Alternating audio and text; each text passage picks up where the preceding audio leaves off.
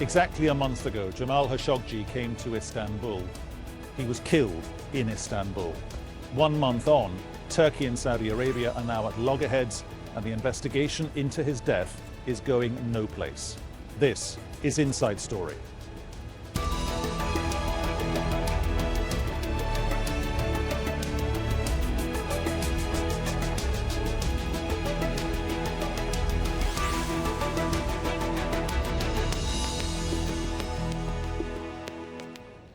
Hello and welcome from Turkey. Today, Inside Story coming to you from Istanbul. Exactly a month ago today, Jamal Khashoggi, the Saudi journalist, walked into that building behind me to collect some paperwork. He was just about to get remarried. Instead of getting a stamp on a form and walking out of the building to meet his fiancée Hatice, instead he was tortured and brutally killed. There are 3 questions to which we have yet to receive an answer. Who ordered the killing? Who carried out the killing? And on top of that, where is the body of Jamal Khashoggi? There are 2 other questions as well. Is there a broader issue here? Is there a broader malaise across the region? And has Saudi Arabia crossed a Rubicon? Has it done something that it thought it could get away with, which it may not get away with? We'll get to our guests in just a moment. First, Charles Stratford sets up our discussion today. October the 2nd, 4:57 a.m. local time in Istanbul. Security camera footage shows him and his fiancée Hatice Cengiz entering the building of his recently acquired Istanbul apartment. Hours later, the couple arrive at the Saudi consulate for Khashoggi's appointment. It's 13:13. They stand at the barricades close by. Khashoggi gives Hatice his 2 mobile phones. They have agreed that if he doesn't reappear, they should call a Turkish government official who is a trusted friend.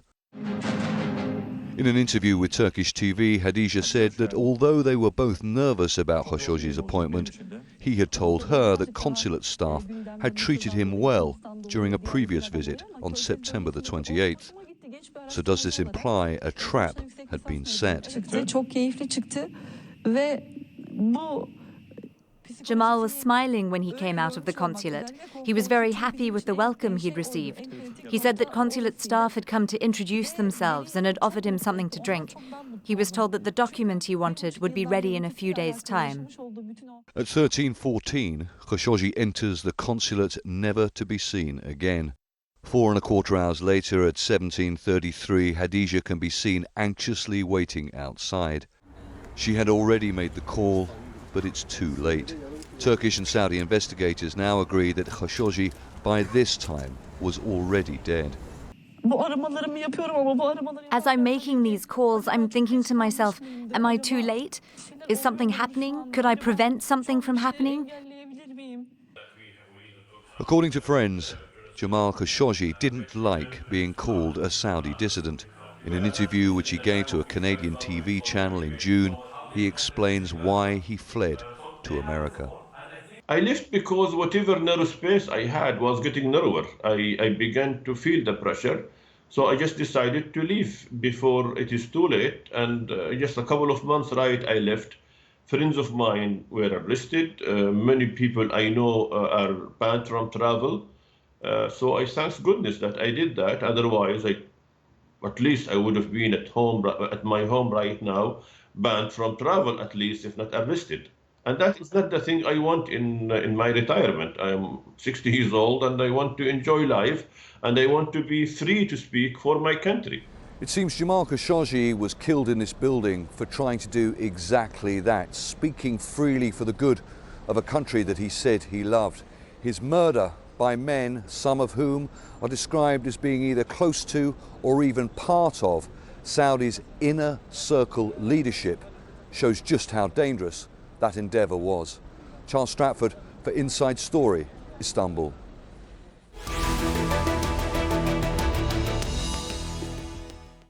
Okay, let's get going with our conversation here today on Inside Story. Let's introduce our 3 guests today. They are Mehmet, the politics news editor at the daily Sabah English language newspaper here in Istanbul. Salvatore, she's an international strategist, and Ahmet Hasim Khan, professor at the Altenbash University. Let's just come to you first, Mehmet Celik. Will we ever ever see the body, or what's left of it, the body of Jamal Khashoggi?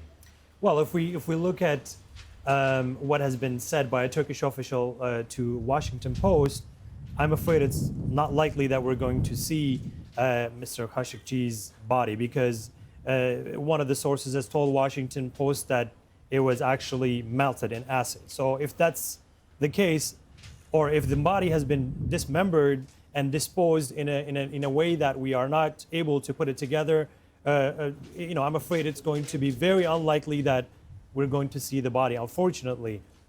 But if it is otherwise, I think that's a question that Riyadh needs to answer at this point, because the prosecutors have digged into the incident, and investigation has been, in a way, concluded by the Turkish prosecutors, saying that the body was dismembered and disposed. So we don't know where the body is at the moment. If Riyadh is not going to tell us, I'm afraid it's a question that, at least from the Turkish perspective, it is very hard to answer at this point.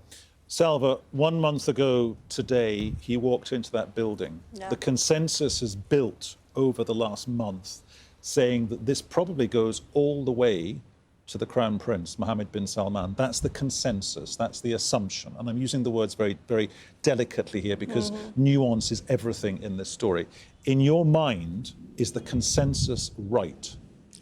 Well, it seems that starting from 2017, Prince Salman was enacted into the, the top of the power of the Saudi Arabian government. So, and he is, kind of restructuring the national security priorities and so on and so forth. So it is unlikely that we think somebody else. So if this is a kind of an operation, it is ill organized and ill executed, and hopefully that our national security agency and so on, all the police department has, bring it from the darkness into our very own knowledge. But at the end of the day, it doesn't necessarily have to be Prince Salman or somebody else. We should be focusing on what type of a state can do this kind of a thing, bridging human rights, bridging all the international law, bridging the Vienna Convention, and still called a state. It is absolutely impossible. I mean, we can either call it as a quasi-state or a state with no institutional capacity or no rule of law at all. Ahmed, has Salva there identified one of the key elements of this, that internationally presidents and prime ministers and diplomats have to carry on addressing? And it's a function of the way that President Erdogan, for example, is a phenomenally well-experienced politician who's going up against a Saudi crown prince who's got a colossal lack of experience, because he's never been a politician, he's never been a successful businessman, he's always just been a prince. Well, yeah, there is a difference of experience, a gap which doesn't work very well for Saudi Arabia, obviously. But I think what Selva has just said about the institutional capacity also plays its part here. Turkey is managing this crisis, this international crisis, very well in a way that it forbids it from turning into a bilateral issue. So it's not like pitching Prince Salman against the Turkish president, Recep Tayyip Erdogan. What Turkey is actually doing very successfully in that, I should mention, is internationalizing the issue, multilateralizing the issue. And this corners Saudi Arabia and whoever is responsible within the Saudi system for this hideous murder of Mr. Khashoggi in a very bad position, to say the least. Salva, how does Mr. Erdogan keep on internationalizing it? He spent 2 weeks leaking information, basically. Somebody did, predominantly via the Daily Sabah newspaper, the English language version of the Daily Sabah. He needs to keep it going. He's delivered those 2 very strong speeches. He was very presidential. He clearly signaled, I will work with King Salman, I cannot work with the Crown Prince. But how does he keep it in the headlines? Well, I think it's the his own character and ability to manage such a process, but on top of that, it's also the ability and institutional capacity of the foreign political mindset of Turkey. I mean, remember that we are running into a very different period of time. So the global structure is absolutely changing, and it is not the same international system that we used to have, let's say, 2 decades ago. The trade balances are changing, the international institutional capacity is decaying, unfortunately. So in a very hectic period of time, and the very troublesome region like Middle East cannot tolerate another problem on top of that. Mr. Erdogan's, I think, and I believe it's my own perception, that he's trying to keep the balances in the way that it won't be creating another turmoil or another disaster within the region. Okay, another turmoil, another disaster within the region. That's interesting, isn't it, Mehmet? Because so much of the death of one man feeds into the other big issues in this region. Mike Pompeo, the U.S. Secretary of State, in the past 24 hours, talking hard and fast about sanctions. Surely not going to happen this side of the U.S. midterm elections, and nobody's giving us a time frame for that. That is, I think, one of the key results emerging from the very close and intimate relationship between Crown Prince Mohammed bin Salman and Washington.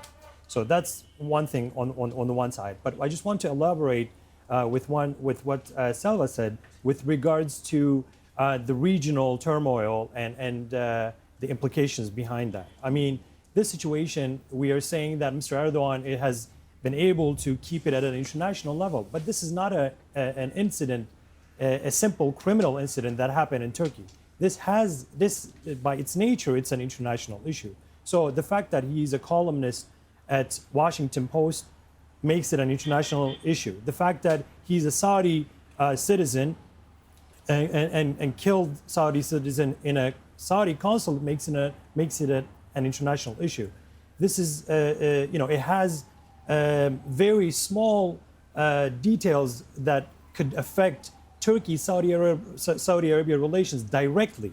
So Mr. Erdogan wants to move away from that. This is not an issue in a way that just has happened between Turkey and Saudi Arabia. This is an incident that has regional dimension, because we know Saudi Arabia's unsaid agenda with regards to Turkish influence in the region. And also, it has an international dimension because this is a figure that was critical to Riyadh and who was a dissident journalist.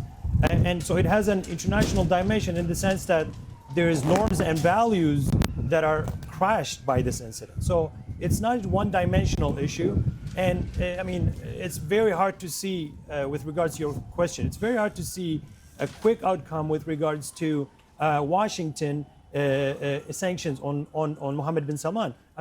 I think the fact that he makes a lot of mistakes makes him a better figure for Washington that Washington can put its support behind.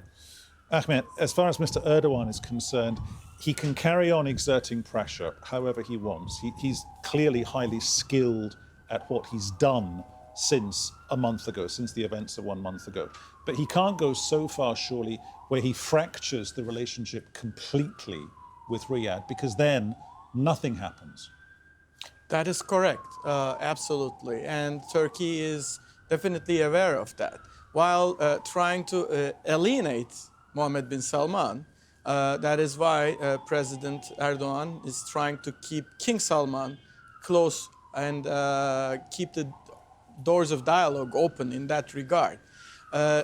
Because Turkish decision makers and Mr. Erdogan is pretty much aware of the fact that the regional turmoil that we have been going through in the Middle East requires and necessitates cooperation in one way or the other from an array of parties. No one country is able to solve, say, the Syrian civil war. No one party is available to dissolve the tensions in the Gulf.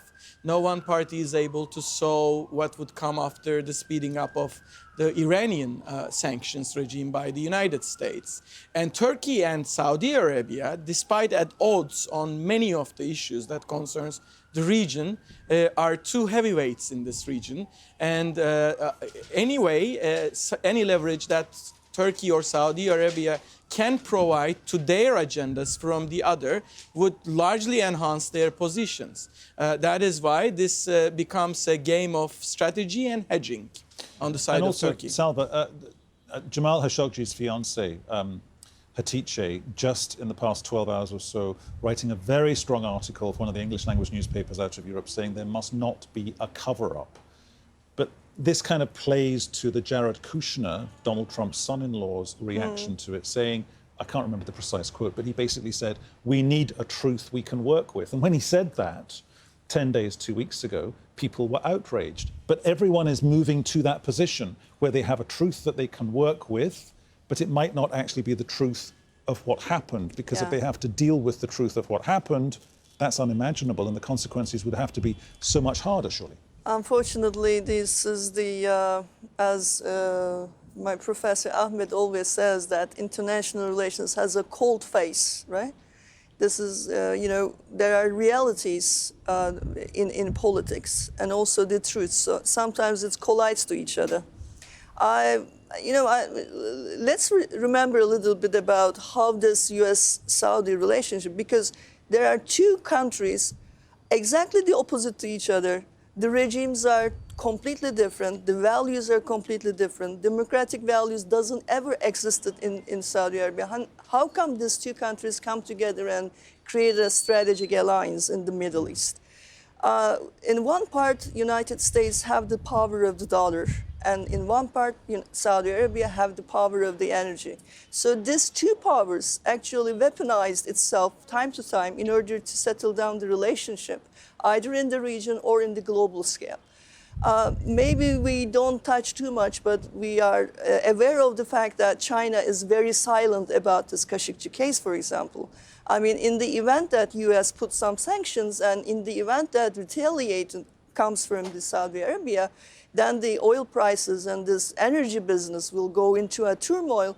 And it's the next run. The Saudis would like to prefer maybe to price oil not in US dollar, but in yuan, because there's the market up and running and growing day by day. Only last year, 4 months after the Shanghai oil market has grown at least 7% or so in the global crude turnover. This is a huge thing. You know, unfortunately, Mr. Khashoggi's very brutal murder is not about the fact that everybody was playing the game on the moral grounds, because there are interests and there are strategies, and those strategies and interests will create the final decision, I guess. If I may, what Selva has just said echoes a master of English language, neither current nor coming out of Washington. But we should all remember Shakespeare when he wrote that there was no virtue like necessity. And necessity is the burning oil behind all of this. It's the smoke. That is why this workable truth rhetoric is out there. And even though the consciousness of the people who are privy or even watching this case are revolting to the fact that we need a truth that we could work with, it is actually the name of the game in many capitals around the world nowadays. And we are seeing signs of that, actually, with what is happening in Denmark, with Iranian operatives being charged with trying to eliminate some Iranian dissidents in Denmark. So it's just like Saudis are doing that and Iranians are doing that. So do not harm the agenda. The bigger political agenda. Okay, you're talking about agenda, you're talking about interests and strategies. Mehmet, is the strategy or the agenda for Mr. Erdogan that he wants to reposition Turkey to be the regional superpower? I don't think this discourse about Erdogan utilizing this case to reaffirm his regional influence is it's a very weak narrative, I think. because Mr. Erdogan's approach to this case is basically just seeking the truth at this moment. It is, in a way, we can say that, you know, this will shift balances, but this is not because Erdogan is using this case to reach to that point. This is because Riyadh has put itself in a position after spending millions of dollars for their image repairing in the region and globally.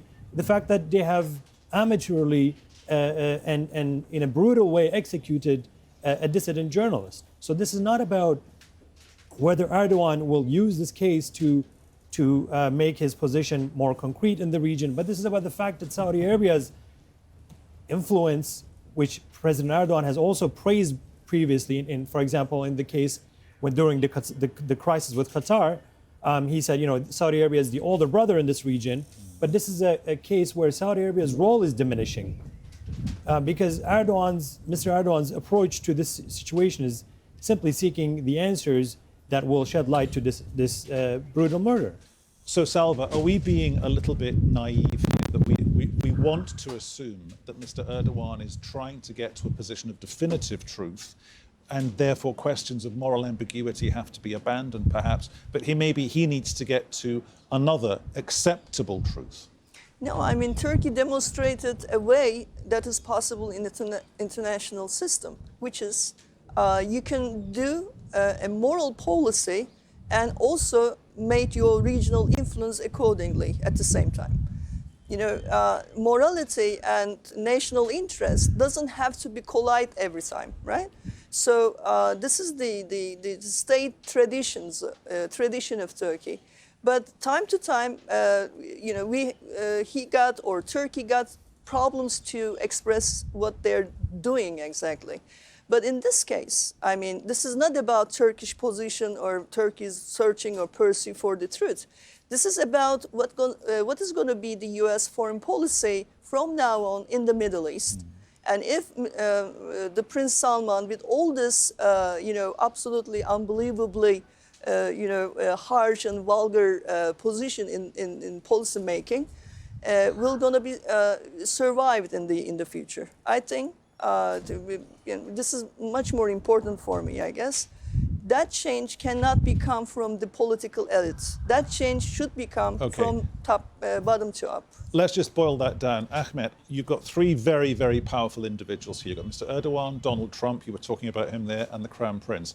Out of those three men, those three people, which one is the most politically dexterous here? Well, definitely Mr. Erdogan. Definitely Mr. Erdogan is the more able guy in running such a crisis. Though there are different capacities here. When it comes to political dexterity, Mr. Erdogan is definitely the one with the political acumen. When it comes to capacity and influence, I would say that Mr. Trump has the most. And when it comes to the role of energy and regional backdoors, Mohammed bin Salman seems to be yearning for more influence. But amongst those three, I would say that Mohammed bin Salman is the least apt to deal with this crisis. And it is showing off in the way that the crisis is unfolding right now. And that seems to be an appropriate thought on which to end our discussion. Thank you all very much to our guests, Mehmet Celik, political news editor at Daily Sabah, Selva, international strategist, and Ahmet Kasim Khan from the Altan Bash University. And thank you to you too for your company over the last half hour. If you want more on the debate, of course, you can find it on our Facebook page. You can talk to us on Twitter. It's at AJ Inside Story, or you can tweet me. I will tweet you back. I'm at Peter Dobbie 1. From everyone on the team here on this special Inside Story in Istanbul, thanks for watching. Thank you for your time. I'll see you soon. Bye-bye.